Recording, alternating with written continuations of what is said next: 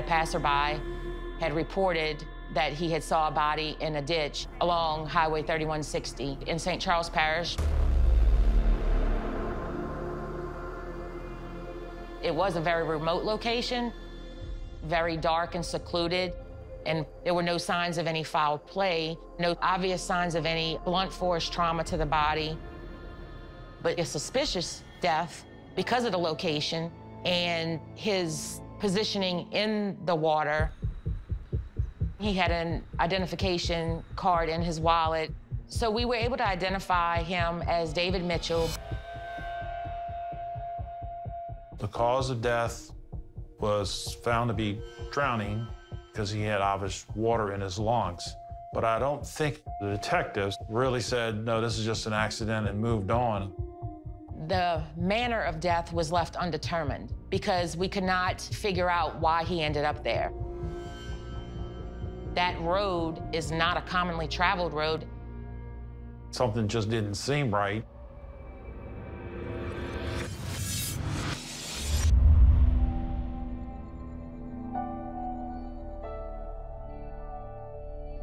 Once Ronald comes out as gay, he really works at becoming part of that community. And one of the things that he does is he starts to perform at local drag shows. So you can imagine from Ronald's perspective that this is his opportunity to really, shine.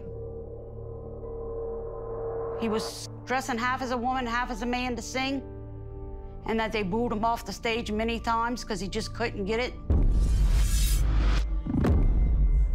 What happens is that once he starts performing drag, he ends up being bullied by the gay community.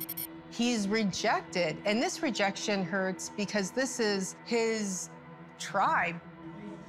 But the reality is his performance is lackluster because he doesn't know how to shine.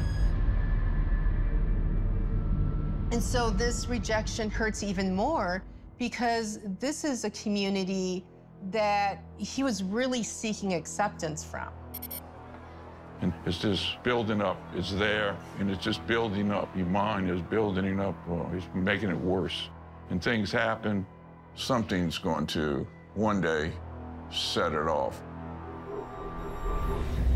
In 1996, Ronald meets a gentleman walking on a secluded road. He gets the young gentleman to come back to his trailer to smoke some weed and have some fun. You just pick him up hitchhiking. You just talked him into it.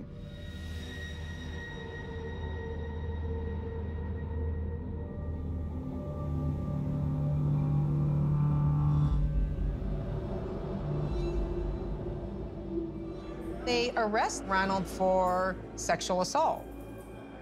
While he's jailed, he is raped and brutalized that it ends him in the hospital. He brought that up at every meeting we had. He brought that up. Ronald only spends 3 months in jail because the victim could not be located, and so the charges were dropped. I think the incident in jail when he's raped, that's the event he expressed most. So that's a turning point for Ronald. It's the worst thing ever happened to him. He's physically debilitated, and so something in his mind just snaps.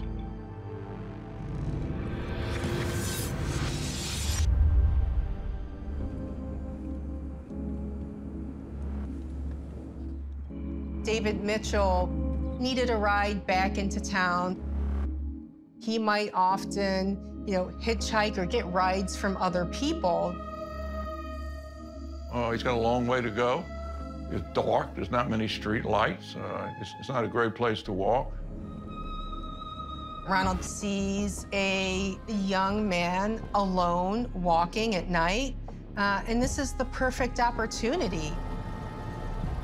And so here's this little little chubby white guy. So, hey, man, you want to ride? He started asking me if he could make a few dollars, and he said anything would help.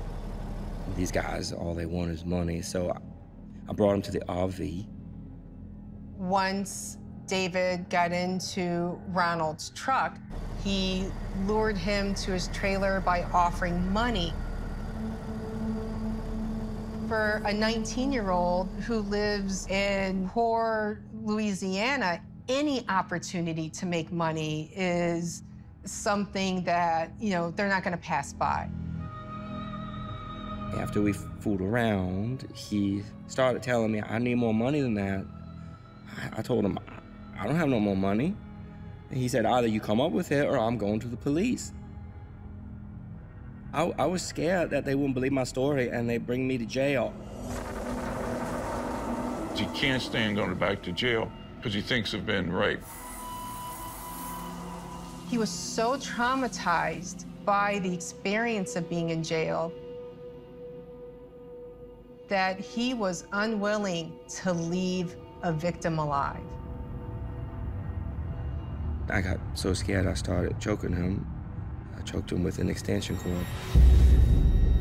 He's got that individual's life literally in his hands, so it really is about power and control. The next thing I know, he wasn't breathing. That's where it becomes unbearable. In the slightest provocation, he just strangled him. I put his clothes on and I drove off, and I just drove, and all I remember is streets and lights. I ran around the car, and I pulled him out of the passenger side. I hurried up, and I grabbed him, pushed him in the ditch, and then took off. I just want to get out of town and go home and just forget about everything.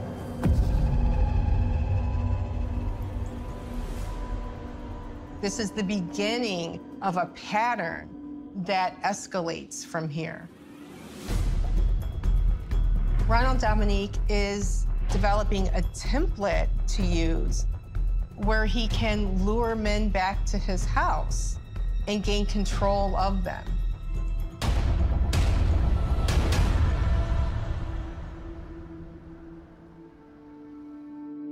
It was a relief we didn't have to see another face on the wall, that we didn't have to talk to any more family members and informing them that, you know, a loved one was found dead.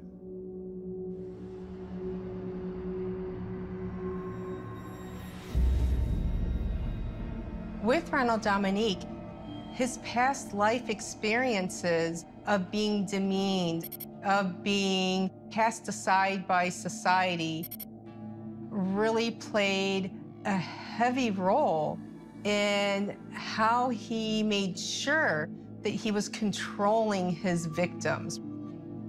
And for someone who was powerless, this is the one act that would actually give them the power that they so desperately seeked in their life.